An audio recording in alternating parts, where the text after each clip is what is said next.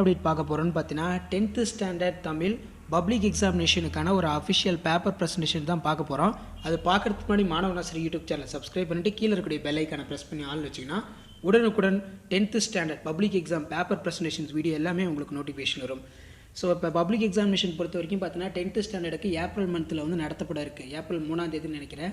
So அதுக்கு முன்னாடியே வந்து பார்த்தீங்கன்னா அந்த மாதிரி மாடல் பப்ளிக் எக்ஸாமினேஷனுக்கான பேப்பர் ப்ரெசன்டேஷன் ஆன்சர் ஸ்கிரிப்டை வந்து பார்த்தீங்கன்னா நம்ம அப்லோட் பண்ணிகிட்ருக்கோம்.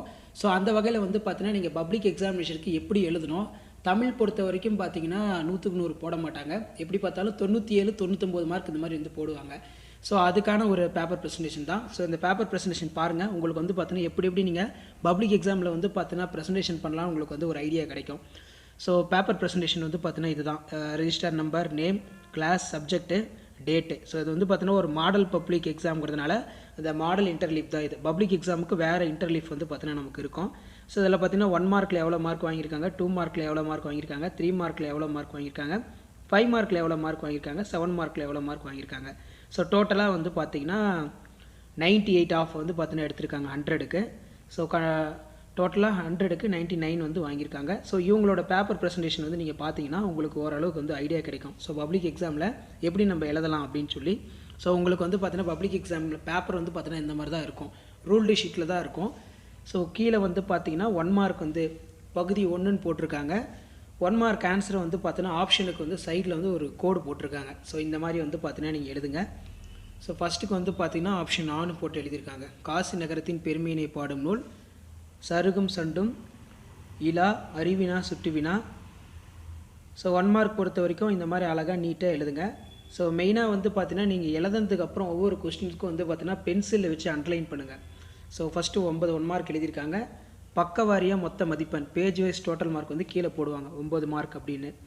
அடுத்து வந்து பார்த்தீங்கன்னா நெக்ஸ்ட் பேஜில் ரிமைனிங் 1 மார்க் வந்து பார்த்தீங்கன்னா எழுதியிருக்காங்க. ஸோ அதுக்கு கீழே வசனக்கவிதை. வசனக்கவிதைக்கு வந்து பார்த்திங்கன்னா மேலே பென்சிலில் வச்சு சின்னதாக க்ளவுட்ஸ் மாதிரி மேக மாதிரி போட்டிருக்காங்க. வசனக்கவிதை அப்படிங்கிறது கவிதையும் உரைநடையும் சேர்ந்தது வசனக்கவிதை எனப்படும். அப்போ பக்கவாரியாக மதிப்பெண் வந்து பார்த்தீங்கன்னா 6ன்னு எழுதியிருக்காங்க.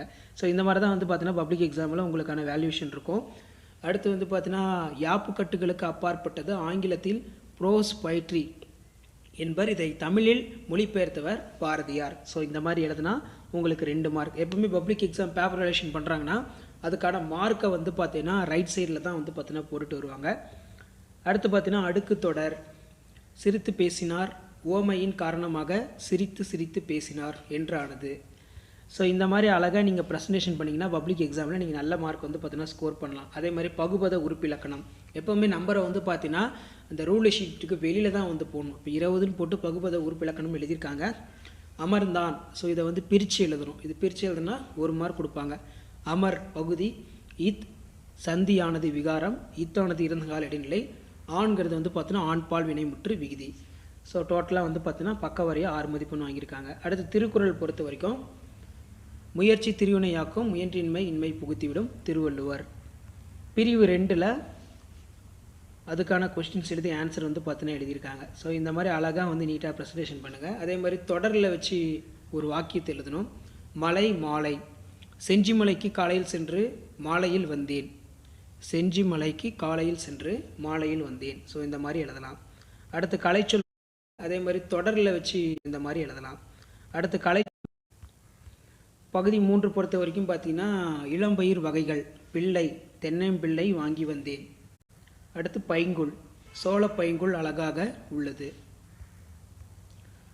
அடுத்து பார்த்தீங்கன்னா தலையினை கொடுத்தாலும் தலைநகரை காப்போம், ஆந்திர மாலத்திற்கு ஆந்திரர்கள் முழங்கிய போது மாப்போசி வந்து பார்த்தீங்கன்னா சொன்னது இடம் போட்டது அதில் என அறிவித்தார் அப்படிங்கிற மாதிரி சொல்லியிருக்காங்க.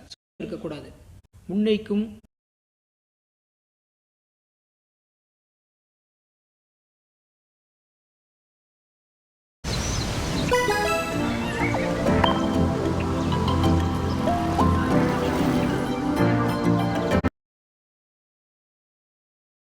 காட்டா. ஸோ இந்த மாதிரி வந்து பார்த்தீங்கன்னா இந்த ஒரு வார்த்தையை கூட கொடுத்துட்டு இதில்